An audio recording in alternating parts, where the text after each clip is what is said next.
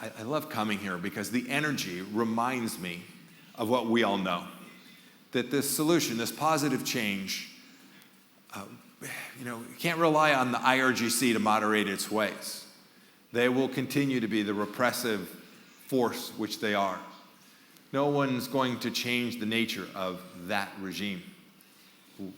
Pretending so will only lead to the continuation of the rule of the clerics in Iran. Iran will be free, but only by those who have sacrificed for decades, who have paid the highest price, who have withstood massacres and imprisonments. It can only be freed by you. Bless you all for the hard work you have done and the work in front of you.